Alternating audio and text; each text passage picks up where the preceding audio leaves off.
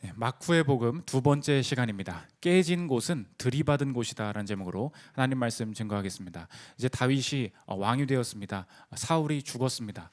다윗이 왕이 되기로 하나님께서 이미 말씀하셨고 또 정해져 있었던 일이기 때문에 다윗이 왕이 되고 이스라엘이 하나님 앞에서 이끌림 받으면 되는 일이었습니다. 근데 오늘 본문에서는 다윗이 왕인데 또 다른 왕이 등장합니다. 사울의 아들이었던 이스보셋과 그 장관이었던 이 아브넬이 다른 지역에서 아닌데 사울의 아들 이스보셋이 왕인데 다윗 왕 아니야, 이렇게 왕이 두 명이 되는 갈등이 벌어지는 모습을 보여주고 있다는 것입니다. 이 성경의 구약 성경에 나오는 여러 가지 전쟁 이야기, 왕국 이야기, 조선 왕조실록처럼 그냥 역사적인 이야기가 아니라 사실인 것도 맞지만 동시에 우리에게 말씀하시는 하나님의 메시지다, 이렇게 봐야 된다고 말씀을 드렸습니다. 오늘 주제가 무엇인가? 나는 어떤 방식으로 내 안에 이미 계시는, 내 삶을 이미 이끌어가고 계시는 하나님의 뜻을 몰아내려고 하느냐, 이것을 보여주고 있다는 것입니다. 여기 여러 방식으로 하나님을 만나셨고 또 하나님의 뜻을 따르려고, 어떻게 좀 하나님 뜻 좀 들어보려고 이 자리에 나오셨다고 생각을 합니다. 이미 하나님에 대해서 인지하고 있고 알고 있지만 내 삶의 여러 가지 과정 속에는 내 안과 밖에서 어떠한 방법을 써서라도 하나님을 몰아내려는 시도들이 여전히 우리 안에 벌어지고 있다는 것입니다. 그 여러 가지 싸움들이 어떻게 나타나느냐, 그리고 무엇이 결국 이기게 되느냐, 결국은 하나님의 뜻이 지속되고 하나님의 뜻이 나의 뜻을 이기게 된다, 그 사실을 보여주고 있다는 것입니다. 저 여러분의 삶 속에 철저하게 오늘 내 힘을 내려놓고 하나님의 계획만이 온전히 드러나는 여러분의 삶이 되시기를 기도합니다. 우리 세 가지로 나눠서 살피도록 하겠습니다. 첫째로 주권의 지속, 둘째로 반란의 지속, 셋째로 순종의 지속. 차례로 살피겠습니다. 첫째로 살필 것은 주권의 지속입니다. 다윗이 지금 사울이 죽은 이후에 자기가 왕 될 것이 이미 정해져 있음에도 불구하고 철저하게 어디서부터 시작할까요? 나의 삶의 주권은 하나님께 있습니다. 하나님께 어디로 갈지 물어보는, 주권을 인정하는 모습이 나오게 됩니다. 1절 한번 보십시오. 그 후에 다윗이 여호와께 여쭈어 아뢰되 내가 유다 한 성읍으로 올라가리이까? 여호와께서 이르시되 올라가라. 다윗이 아뢰되 어디로 가리이까? 이르시되 헤브론으로 갈지니라. 분명히 왕이 될 게 정해져 있었습니다. 그런데 옳은 선택 이후, 믿음 이후의 삶을 오늘 보여주고 있습니다. 중요하게 알 수 있는 것이 무엇인가? 우리의 삶에 하나님께서 방향을 주셨을 때 방향 자체가 승리를 보장하지 않는다는 것입니다. 하나님, 누구와 결혼할까요? 얘랑 결혼해라. 하나님, 어떤 회사 갈까요? 이 회사를 가라. 방향을 하나님께서 알려주실 때가 있습니다. 방향을 알았으니까 너무 기분이 좋은 거예요. 하나님께서 이끄셨다. 그래서 방향은 정해졌는데 오늘 보여주는 게 뭐냐? 다윗이 다시 물어봅니다. 하나님, 어디로 갈까요? 왕 되었는데 다시 물어본다는 거예요. 무슨 말입니까? 방향 자체가 우리의 삶에 승리를 보장하는 것이 아니라는 것입니다. 방향이 아니라 동행이 승리를 보장하게 된다는 거예요. 방향을 알았다고 해서 그 다음 승리가 자동적으로 보장되지 않습니다. 내가 신앙을 가진 남자친구 여자친구와 만났습니다. 하나님의 방향이었어요. 결혼했습니다. 그럼 행복이 옵니까? 그렇지 않다는 거예요. 그 다음에 방향 다음에는 동행이 따라와야 승리를 보장받을 수 있다는 것입니다. 악마는 디테일에 있다라는 말을 우리가 많이 씁니다. 악마가 디테일에 있다. 무슨 말입니까? 이 전체적인 흐름 속에는 다 좋아 보인다는 거예요. 그런데 세부적인 내용 하나하나에 다 이 전체를 무너뜨리는 이 독소가 숨어 있다는 것입니다. 그러니까 우리의 삶에도 방향은 맞아요. 그런데 이 악마, 이 동행의 과정을 무시하면 하나님의 인도하심을 받을 수 없다는 것입니다. 하나님께서 여러분의 삶에 이 사업을 허락하셨다는 확신이 있으십니까? 좋습니다. 결혼 시작할 때 이 사람 하나님이 주신 것이다. 확신이 있습니까? 맞습니다. 이직에 성공하셨습니까? 더 축하드립니다. 그런데 그것은 방향일 뿐이라는 거예요. 아니에요. 사업의 과정이 문제입니다. 이 결혼을 펼쳐가는 이 디자인이 문제입니다. 결혼의 내용이 문제라는 거예요. 그래서 하나님께서 주신 약속은 절대 안일함을 부르지 않는다는 것입니다.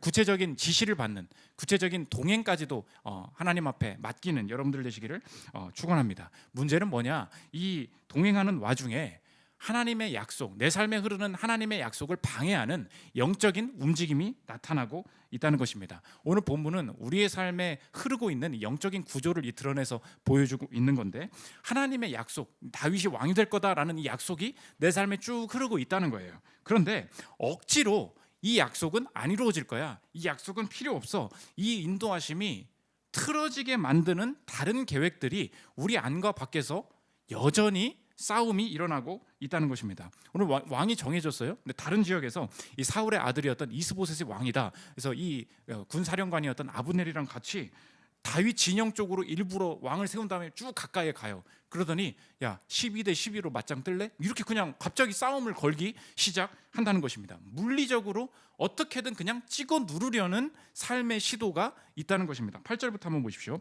사울의 군사령관 넬의 아들 아브넬이 이미 사울의 아들 이스보셋을 데리고 마하나임으로 건너가 길르앗과 아술과 이스라엘과 에브라임과 베냐민과 온 이스라엘의 왕으로 삼았더라. 왕을 그냥 하나를 더 만들어 놓고 14절부터 보십시오. 아브넬이 요압에게 이르되 원하건대 청년들에게 일어나서 우리 앞에서 겨루게 하자. 요압이 이르되 일어나게 하자 하매 그들이 일어나 그 수대로 나아가니 베냐민과 사울의 아들 이스보셋의 편에 12명이요 다윗의 신복 중에 12명이라. 그러니까 12대 10으로 다이다이 뜰래? 지금 그 얘기를 한 거예요. 주석가들이 동의하는 게 뭐냐? 역사적으로 이렇게 싸우는 건 전쟁에서 이 방식으로 싸운 적이 없다는 것입니다. 1대1로 대표적으로 싸운 거는 다윗과 골리앗밖에 없어요.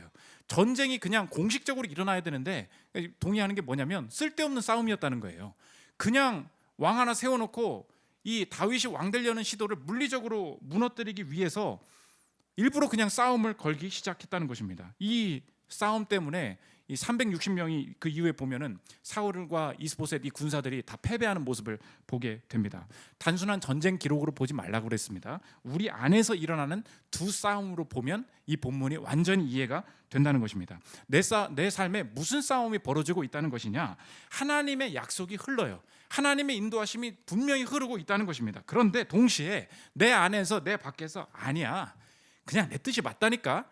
이 방법이 맞다니까. 그냥 안 돼. 물리적으로 찍어 누르려는, 물리적으로 하나님을 들이받으려는 움직임이 계속해서 있다는 것입니다. 그래서 사람은 거기서 깨지고 그 다음에 깨닫게 되는데, 깨닫게 되는 게 뭐냐? 오늘 정리하면 제목과 같습니다. 깨진 곳은 들이받은 곳이라는 거예요. 세상에서는 내가 뭐 사업에서 깨집니다. 뭐 여자친구랑 잘 안 됩니다. 뭐 이렇게 깨진 게 있어요. 그럼 다음에 결심하는 것이 무엇입니까? 다음에 더 좋은 남자친구 만나야지. 더 좋은 여자친구 만나야지. 더 사업을 잘해봐야지. 단순한 회복을 추구해요. 근데 오늘 성경에서 보여주는 것은 무엇이냐면 무엇을 들이받았냐는 거예요. 그 깨진 그 순간에 하나님께서 내게 깨닫게 하시는 게 뭐냐? 내가 왜 깨졌냐? 들이받았기 때문에 깨졌다는 거예요. 무엇을 들이받았습니까? 다윗이 왕인데 아니야, 이스보셋이 왕이야. 이 생각 가지고 사실은 하나님을 들이받았다는 거예요. 그러니까 이스보셋이 왜 깨졌습니까? 싸움이 약해서, 싸움을 못해서. 그겁니까? 우린 그렇게 본다는 거예요. 싸움을 못해서 깨진 게 아니라는 거예요. 하나님을 들이받았기 때문에 깨진 것이다. 하나님의 뜻과 반대로 행했기 때문에 깨진 것이다. 그것을 보여주고 있다는 것입니다. 여러분의 삶도 마찬가지예요. 다 알아요, 하나님의 뜻. 다윗이 왕인 거 압니다. 근데 몰라. 그냥 이게 맞다니까 하고 그냥 물리적으로 찍어 누르는, 들이받는 모습들이 우리 안에 있다는 것입니다.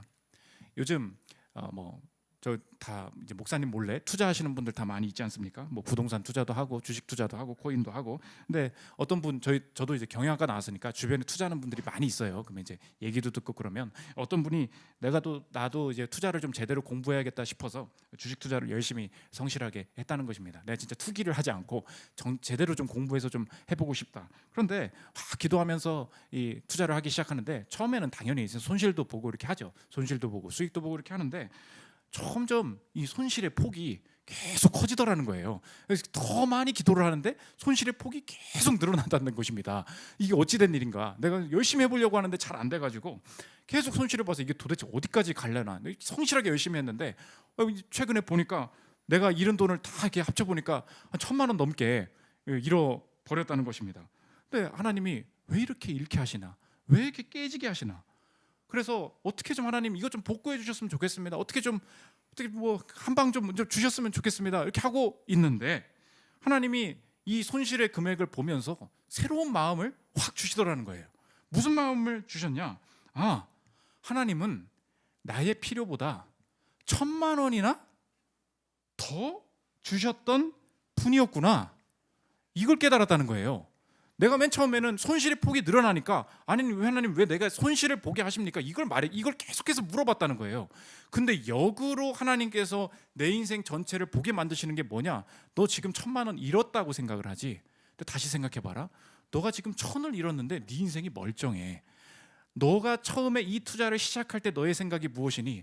하나님이 돈을 충분히 주시지 않아서, 하나님은 부족하게 주시는 분이라고 생각하여서 너의 힘으로 무언가 대체함으로 이 부족을 채우겠다는 방식으로 시작한 그 시도가 사실은 하나님을 들이받는 일이었다는 거예요. 투자 자체가 나쁘다는 것이 아닙니다. 그 동기와 그 마음의 상태를 하나님이 막 끄집어내시더라는 거예요. 너 투자 왜 한 거야? 충분하고 감사한 중에 이 시대의 변화에 따라 나도 감사 속에 하나씩 배워가기를 원한다. 이렇게 가면 됐을 것을 너 처음에 왜 시작한 거야? 부족하잖아. 뭐 또 없을 것 같잖아. 하나님으로는 안 되잖아. 그러니까 사실은 어떤 사람의 투자는 하나님 안에 있을 수도 있지만 어떤 사람의 투자는 하나님을 들이받는 일일 수 있다는 거예요. 1,000만 원 깨지고 나서 깨달은 게 무엇입니까? 우리는 어떻게 해요? 어디에 또 더 큰 돈을 넣어서 복구할까? 이 생각만 한다는 거예요. 하나님께서 내게 그 투자자에게 주신 마음이 무엇이었습니까? 아니라는 거예요. 깨진 곳은 너 사실 들이받은 곳이잖아. 그때부터 투자가 하나님 밑으로 들어왔다는 거예요. 하나님 밑으로 없다 보니까 더 큰 돈을 넣으려고 하고 더 뭔가 다른 걸 해보려고 하는데 그 여러 가지 돈의 우상이 그때부터 다 이 회복되게 되었다는 것입니다. 여러분의 삶도 마찬가지입니다. 하나님을 무조건 그냥 물리적으로 들이받으려는 일들이 여러분의 삶에 엄청나게 많이 일어나요. 꼭 교회에 이제 좀 잘 나오려고 하지 않습니까? 그러면 갑자기 막 소개팅 하자 그러고요. 여자친구 좀 만나보라고 뭐 그러고요. 남자친구가 다시 연락 오고요. 이런 일들이 막 일어나요. 그러면 하나님의 계획 속에 뭔가 들이받는 일들이 내 삶에 여러 가지로 일어나고 있구나 이렇게 봐야 되는데 오늘 뭐라 그랬어요? 표면적으로만 회복하려고 한다 그랬죠. 헤어졌으니까 더 좋은 사람 만나야지. 하나님 더 좋은 사람 만나게 해주세요.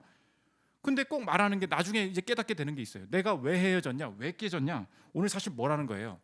사실 이 행위가 하나님의 뜻을 들이받는 행위였기 때문에 깨졌다는 것입니다. 우리 꼭 얘기하거든요. 교회에서 목사님 저 다음 주부터 못 나와요. 왜? 주일에 알바하러 가요. 주일에 알바하면은 예배를 드릴 수가 없잖아. 다시 생각해봐야 되지 않겠니? 근데요 이미 내일 가기로 했는데 그럼 무슨 말이에요? 그냥 하겠다는 거잖아요. 되게 순수하게 말해요. 하기로 했는데. 근데 하나님께서 하나님 이거 뭘로 보시냐? 들이받는 일이라는 거예요. 우리의 삶에 이런 게 너무 많다는 것입니다. 여러분 오늘 돌아보십시오. 돈에 대해서 깨지셨습니까? 사실 들이받은 곳일 수 있어요. 건강에 대해서 깨졌습니까? 건강에 대해서 이 정도면 내 충분하다. 뭐 사업에 대해서 깨졌습니까? 기도하지 않아도 될 거야. 뭐 이 정도 잘 다 가는데 뭐 하나님께서 완전히 깨지게 하실 때 하나님께서 뭘 보여주시냐? 이 깨진 것은 이스보셋이 못해서 깨진 게 아니야. 하나님의 뜻을 들이받았기 때문에 깨진 것이 기도 없이 된다고 생각하지 그냥 이렇게 살아도 된다고 생각하지 사실은 그의 뜻을 찾아야 되는 시간이 된다는 것입니다. 그래서 우리가 꼭 질문해야 될 게 인생이 그 다음에 이렇게 꼬이잖아요. 그럼 꼭 와가지고 교회에서 또 기도할 때 혼자 그래요. 하나님 이렇게 안 되게 이 1,000만 원을 안 이렇게 하셨으면 될 거잖아요. 이렇게 물어본다는 거예요. 하나님 왜 이렇게 내 인생을 힘들게 만드세요? 오늘 아브넬이 똑같이 물어봐요. 근데 다윗 쪽의 장관이었던 요압이 뭐라 그러냐? 네가 싸움을 안 걸었으면 이 일이 일어나지도 않았어. 누구 탓을 하고 있는 거야 지금? 이렇게 얘기합니다. 26절 27절 보십시오. 아브넬이 요압에게 외쳐 이르되 칼이 영원히 사람을 상하겠느냐? 마침내 참혹한 일이 생길 줄 알지 못하느냐? 내가 언제 무리에게 그의 형제 쫓기를 그치라 명령하겠느냐? 다윗한테 말하는 거예요. 하나님 진영에서 말하는 거라고. 너 왜 쫓아와? 자꾸 이렇게 네 탓이라는 거예요. 근데 27절 보십시오. 요압이 이르되 하나님이 살아계심을 두고 맹세하노니 내가 말하지 아니하였더라면 12대 12로 다이다이 뜨자고 하지 않았다면 무리가 아침에 각각 다 돌아갔을 것이요 그의 형제를 쫓지 아니하였으리라 하고. 이게 핑계라는 거예요. 여러분도 오늘 핑계를 그치십시오. 모든 것을 들이받아 놓고 나서 왜 아프게 하십니까? 왜 손실이 커지게 하십니까? 왜 이 사람이랑 헤어지게 하십니까? 이 표면적인 회복과 표면적인 복구를 구할 것이 아니라 오늘 구해야 될 게 뭐라는 거예요? 깨진 곳은 들이받은 곳이다. 내가 하나님의 뜻을 교묘하게 어떤 식으로 들이받고 있는지 그거 분별할 때 정말 하나님께서 이끄시는 회복을 경험할 수 있다는 것입니다. 두 번째로 살필 것은 반란의 지속입니다. 이렇게 깨졌으면 하나님 뜻대로 가야 되잖아요. 근데 인간은 절대 그대로 가지 않는다는 것입니다. 이 반란이 지속되고 다른 교묘한 방법으로 계속되고 있다는 것을 보여주는데 우리의 삶에도 마찬가지입니다. 두 가지 방법 전략이 더 나와요. 차례로 보면 첫째로 하나가 기회주의고 또 한 가지가 개인주의예요. 차례로 보면 첫째로 기회주의적으로 산다는 것입니다. 이제 사울의 이스보셋이 왕이 됐다 그랬잖아요. 근데 이스보셋이 보니까 밑에 장관인 아브넬이 좀 권력이 세지는 거야. 그러니까 견제를 합니다. 그래서 주변에 썰을 풀어요. 야, 이 아브넬이 사울의 첩, 이 아버지의 첩이랑 간통을 했대. 썰을, 이게 사실인지는 모르겠어요. 근데 썰을 푸니까 아브넬이 이 뉴스에 화가 난 거예요. 네가 나를 견제해? 여기서는 자기가 권력을 못 찾을 걸 아니까 내가 다윗 쪽으로 와서 다윗을 왕 제대로 내가 만들어 줄 거야. 이 기회주의적으로 움직이기 시작합니다. 3장 6절부터 한번 보십시오. 사울의 집과 다윗의 집 사이에 전쟁이 있는 동안에 아브넬이 사울의 집에서 점점 권세를 잡으니라. 사울에게 첩이 있었으니 이름은 리스바요 아야의 딸이더라. 이스보셋이 아브넬에게 이르되 내가 어찌하여 내 아버지의 첩과 통간하였느냐 하니 아브넬이 이스보셋의 말을 매우 분하게 여겨 이르되 내가 유다의 개 머리냐. 너 지금 나를 뭘로 보는 거야? 해가지고 다윗 쪽으로 가가지고 내가 다윗 왕을 만들고야 만다. 그래서 다윗한테 내가 여기로 투항하겠습니다 이야기를 하게 된다는 것입니다. 그런데 문제는 뭐냐? 이 표면적으로 다윗 왕을 잘 되게 하는 거니까 좋은 일로 보입니다. 근데 성경은 이것이 바로 우리의 모습임을 보여주고 있다는 것입니다. 하나님의 진영으로 갔어요. 그럼 하나님의 뜻을 따르는 것처럼 보입니다. 하지만 나의 이익과 맞기 때문에, 실용적이기 때문에, 내게도 이익이 되기 때문에 다윗한테로 갔다는 것입니다. 이 아브넬이 나중에 죽게 돼요. 하나님이 이 기회주의적인 움직임을 싫어하신다는 것입니다. 여러분이 그래서 적용해야 될 게 뭐냐? 교회에 왔어요. 근데 그리고 신앙 생활을 이제 시작을 했습니다. 모든 것이 지금 내게 이익이 되고 있다. 그런 삶을 살고 있다면 나는 지금 하나님을 따르고 있는 것이 아니라 이익의 신을 섬기고 있을 가능성이 크다는 것입니다. 교회에 왔더니 시간적으로도 이익이고 정서적으로도 이익이고 재정적으로도 모든 게 이익이에요. 이 시대 문화의 목소리가 우리에게 말하는 게 뭐냐? 이익과 유익을 잃어버리는 게 가장 큰 손해다, 이렇게 말한다는 것입니다. 너의 시간을 함부로 낭비하면 안 돼. 너의 돈을 함부로 손해보면 안 돼. 아껴야지. 너의 일을 해야지. 이익과 유익이 완전히 신이 되었다는 것입니다. 그러니까 남보다 더 많은 이익을 내지 못하면, 내게 손해가 되면 그런 길은 가지 않고 그런 공동체는 가지 않게 된다는 것입니다. 그러나 하나님의 인도하시면 어떠냐? 어떤 순간에는 하나님이 여러분의 직장에서 성과를 포기하라고 마음을 주실 때도 있다는 것입니다. 매번 그런 게 아니에요. 여러분의 삶이 지금 신앙을 가졌다고 손해만 봅니까? 하나님이 주시는 은혜가 있죠. 근데 어느 순간에 강하게 마음을 주실 때가 있어요. 이 부분에 있어서는 승진을 포기하라고 명하실 때가 있습니다. 이 부분에 있어서는 성과를 뒤로 무르라고 말씀하실 때가 있잖아요. 말이 안 되거든요. 그런데 하나님께서 이끄시는 방식은 무엇이냐?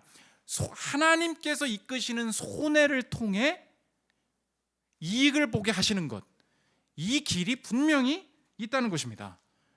여러분의 삶에 모든 게 이익을 추구하고 있다면 나는 하나님을 섬기는 게 아니라 이익의 신을 섬기고 있다는 거예요. 그래서 손해보게 되는 그 순간을 아주 잘 봐야 된다는 것입니다.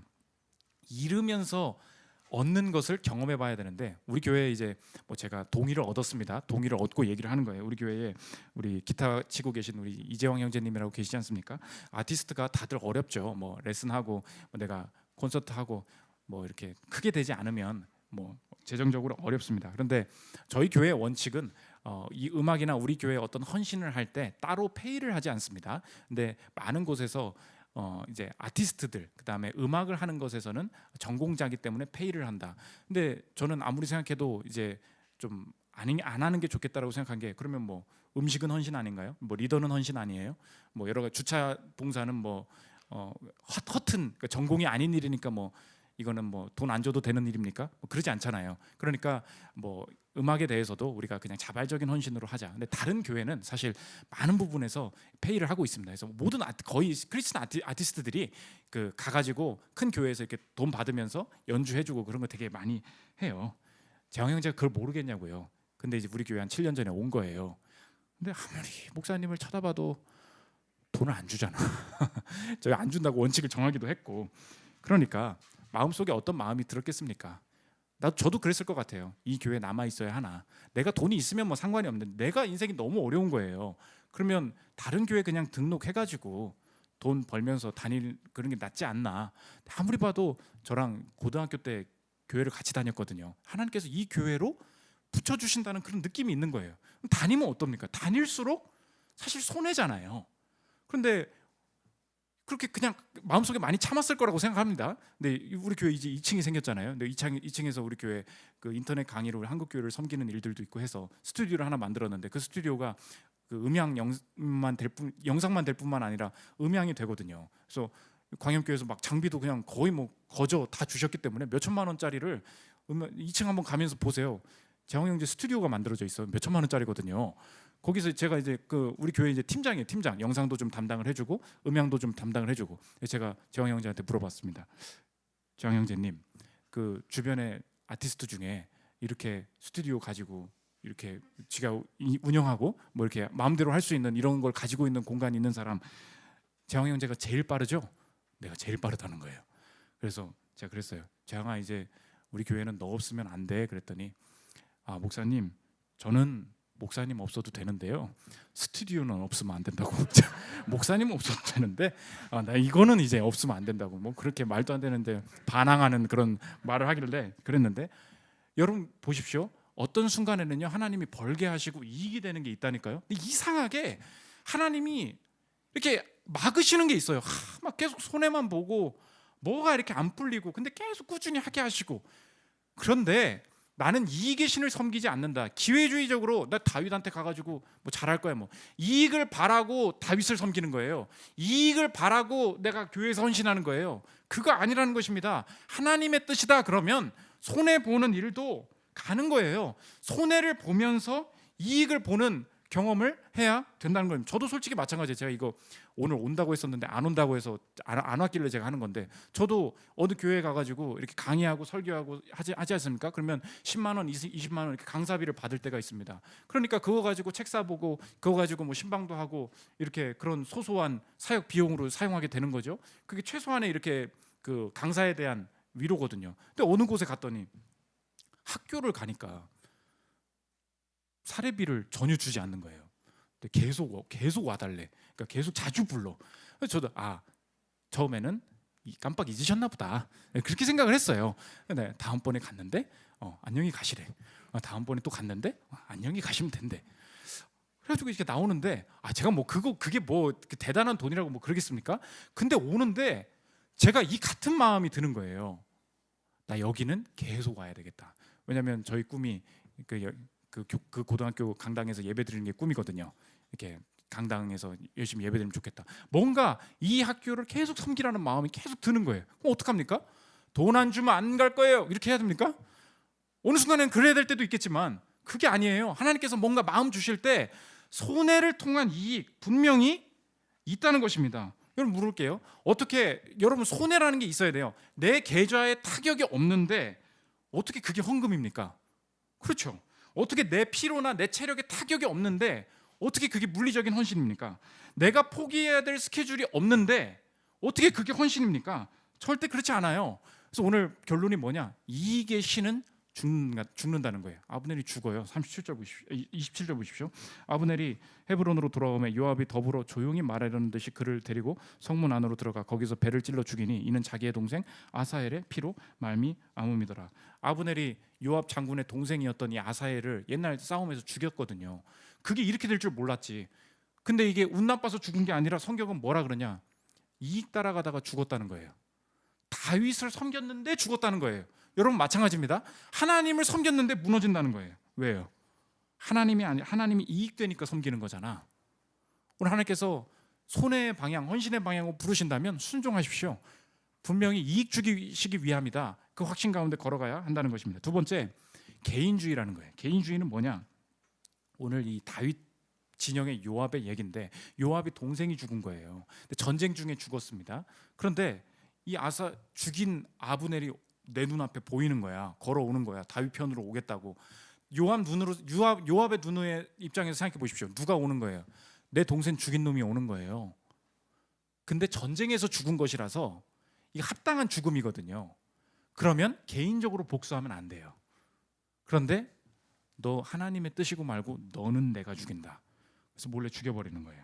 27절 28절 다시 보십시오. 아브넬이 헤브론으로 돌아오며 요압이 더불어 조용히 말하려는 듯이 그를 데리고 성문 안으로 들어가 거기서 배를 찔러 죽이니 이는 자기의 동생 아사엘의 피로 말미암음이더라. 그 후에 다윗이 듣고 이르되 내래 아들 아브넬의 피에 대하여 나와 내 나라는 영원히 여호와 앞에 영원히 무죄하니. 다윗이 요압 때문에 너무 힘들어했어요.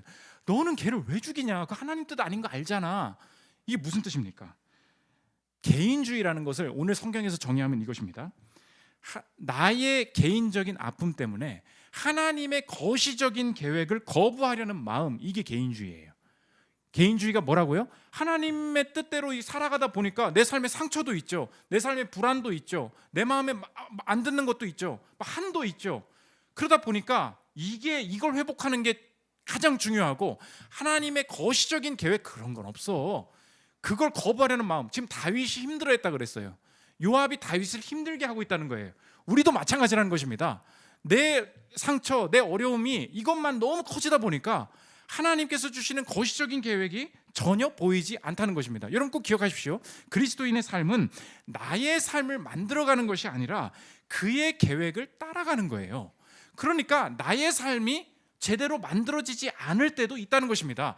내 커리어가 안 만들어질 때도 있어요. 꼭 명심하십시오. 뭐가 이렇게 안 될 때도 있어요.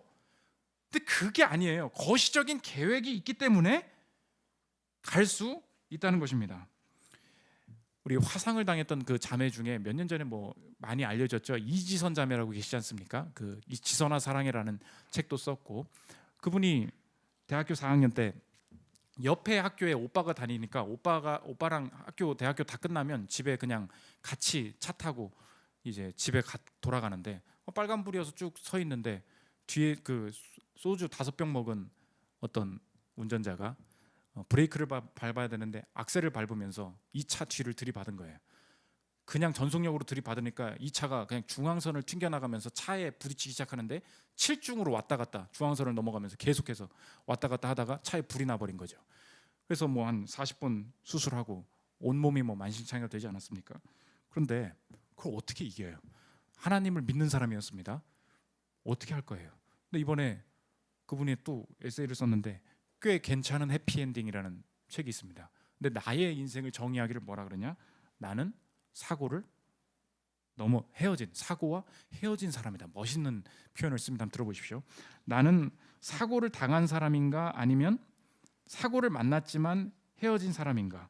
사고와 헤어지기까지 긴 시간이 걸렸고 그 과정은 더디었으며 몸이 아픈 만큼이나 마음도 많이 아팠지만 조금씩 흘려보내듯 헤어졌다. 나는 음주운전 교통사고의 피해자로 살지 않았고 그때 그 자리에 마음을 두고 머무르지 않고 매일 오늘을 살았다. 한참 시간이 더 흐르니 그날 밤의 사고는 길을 가다 모르는 사람과 어깨를 부딪힌 일과 비슷하다는 생각마저 들었다. 예상치 못해서 피할 수 없었고 반갑지도 유쾌하지도 않은 일이지만 내 어깨를 치고 간 사람의 뒤통수를 잠시 째려보고 온 매무새를 가다듬으며 툭툭 털고 가던 길을 다시 가는 사람 것처럼 사고와 나 역시 그렇게 부딪혀 만났지만 툭툭 털고 헤어져 나는 그 다음에 내 시간을 살았다. 자기를 어떻게 정의합니까? 나는 사고와 잘 헤어진 사람이다. 그리스도인들에게 이 능력이 있다는 거예요. 왜 그렇습니까? 개인의 삶이 전부가 아님을 알기 때문에 그래요. 개인의 삶이 무너지면, 개인의 삶이 잘 안 되면 더 갈 필요 없다. 이 손해, 이 손실을 극복하는 것만이 내 삶의 목표다. 개인이 전부니까. 그런데 이 기독교 세계관이 우리에게 선물해 주는 것은 무엇입니까? 개인이 아니라 계획이라는 거예요. 계획 속에 개인이 절대 죽지 않을 거라는 것입니다. 그래서 이 계획이 오히려 나를 살리게 된다는 것입니다. 여러분의 삶도 마찬가지입니다. 요압 같은 모습, 이지선 자매 같은 나의 모습이 있습니다. 그때 그 상사가 나 승진 안 시키는 바람에 어쩌고 저쩌고 그때 그 화상 때문에 어쩌고 저쩌고 헤어지지를 못하는 거예요. 오늘 과감하게 이 과거와 헤어지고 계획 속에 내 삶을 던지시기를 축원합니다. 절대 망하지 않게 된다는 거예요. 그래서 그리스도인들만요 내 삶에 적용적으로 거시적인 조직이나 회사의 전체적인 계획 속에 내 삶을 헌신할 능력이 생겨요. 지난주에도 어떤 자영업자분이 알바가 얼토당토하는 소리를 하더라는 거예요. 알바가 그만둔대. 그만두면 미리 말해줘야 될 거 아니에요. 근데 사장님 저 그만둘게요. 그래 언제 그만둘래? 오늘이요. 이거 뭐예요? 개인이 전부잖아요. 내게 일이 생겼으니까 그만두겠다는 거 아닙니까? 세상이 지금 다 어떻게 살아요? 하나님이 없으니까. 여러분도 지금 그걸 느끼지 않습니까? 내 부하도 내가 자기 인생이 제일 중요한 거야. 다 자기만 중요해. 더 큰 게 없어. 손해를 보면 헤어지지를 못하잖아요. 그런데 그리스도인들만 할 수 있는 게 뭐예요? 이 전체를 생각해 줄 수 있는 거예요. 여유가 생기는 거예요. 내가 손해보는 상황에도 툭툭 털고 내 인생의 길을 갈 수 있다는 것입니다. 이 개인주의 벗어나야 된다는 거예요. 마지막 세 번째, 순종의 지속입니다. 여전히 지금 끊임없이 반란이 일어납니다. 그런데 누가 이기냐? 여전한 순종이 이기더라는 거예요. 오늘 이스보셋을 또 죽여가지고 어떤 애가 또 와서 가져옵니다. 다윗이 어떤 모습이었어요? 여호와의 기름 부음 받은 자를 함부로 죽이지 않는다 그랬죠? 이스보셋을 머리를 또 가져와요. 다윗이 여전히 순종하는 사람이었다는 거예요. 10절 11절 보십시오. 전에 사람이 내게 알리기를 보라 사울이 죽었다 하며 그가 좋은 소식을 전하는 줄로 생각하였어도 내가 그를 잡아 시글락에서 죽여서 그것을 그 소식을 전한 가품으로 삼았거든. 하물며 악인이 의인을 그의 집 침상 위에서 죽인 것이겠느냐. 그런즉 내가 악인의 피 흘린 죄를 너희에게 갚아서 너희를 이 땅에서 없이 하지 아니하겠느냐 하고. 다윗은 여전했어요. 내가 왕인데 또 왕 되겠다고 하는 사람이 있었습니다. 누가 죽여주면 땡큐죠. 그런데 그 죽여서 가져와 줬더니 이걸 왜 죽이냐는 거예요. 여전히 하나님 앞에서 순종하고 있었습니다. 그러니까 오늘 이 여러 가지 전쟁의 그냥 전투의 기록이 지속되는 것 같은데 오늘 이 다음에 다윗 왕국이 쭉 펼쳐져요. 그러니까 하나님의 나라가 우리의 삶에 하나님의 임재가 온전히 펼쳐지기 전에 오늘 여러 가지 전투와 이 사건을 통해서 우리의 삶에 하나님께서 보여주시는 것이 무엇입니까? 반란이 엄청나게 일어난다고 나도 하나님을 계속해서 들이받는다는 거예요. 근데 결국 무엇이 이긴다는 것입니까? 하나님의 뜻이, 여전한 순종이, 여전한 그의 은혜가 결국은 이기고 나를 끌고 갈 것이다. 이걸 확신할 수 있다는 것입니다. 하나님, 저는 다윗처럼 순종하는 존재가 못 되는데 내가 이렇게 하나님을 들이받고 반란을 일으킨 중에도 하나님의 뜻이 내 삶에 온전히 세워질 것을 어떻게 확신할 수 있습니까? 나는 다윗처럼 순종하지 못했으나 다윗과 같이 우리의 인생에 나를 대신하여 순종하신 그분이 예수님이시라는 것입니다. 예수님이 십자가에 못 박히실 때 오늘처럼 두 가지 반란이 있었어요. 그게 무엇입니까? 십자가를 피할 기회가 있었어요. 기회주의 거부하셨다는 것입니다. 십자가로 갈수록 내 개인의 삶이 무너지는 방향이었어요. 그런데 개인의 삶이 아니요 계획이 있음을 분명하게 확신하면서 그렇기에 십자가를 피할 기회 있을 때 기회주의적으로 행동하지 아니하고 하나님 뜻을 따라갔더니 십자가에서 개인의 삶이 무너지는 줄 알았는데 죄인의 개인의 삶을 살리는 열매를 맺게 되었다는 것입니다. 저와 여러분의 삶이 지금 그 은혜를 입고 계심을 확신하십니까? 그렇다면 예수 그리스도의 구원이 내게 어떤 방식으로 왔는가 오늘 꼭 기억해야 된다는 거예요. 피할 기회, 기회주의 따르지 않고 내 개인의 삶 무너져도 삶이 세워질 수 있음을 확신한다면 예수님, 내 인생에 여러 가지 싸움이 일어날 때 나 이제 확신하겠습니다. 자꾸 내 뜻대로 하나님 들이받으려는 내 안의 반란을 기회 따르지 않고 내 개인의 삶만 챙기지 않고 계획 따라갈 때 그때의 따라감을 통해서 하나님 온전한 삶의 회복과 새길을 열어 주옵소서. 이 고백이 가능하게 된다는 것입니다. 저 여러분, 하나님을 들이받으려는 모든 이 시도들 그것 때문에 깨졌음을 꼭 기억하시고 내 깨진 자리에서 다시 봐야지 그게 아니라 내가 하나님의 어떤 뜻을 들이받았는가 하나님 앞에서 무너지고 다시 하나님의 뜻이 세워지는 저 여러분들 되시기를 기도합니다. 우리 광야를 지나며 찬양하고 기도하는 시간 들어가겠습니다.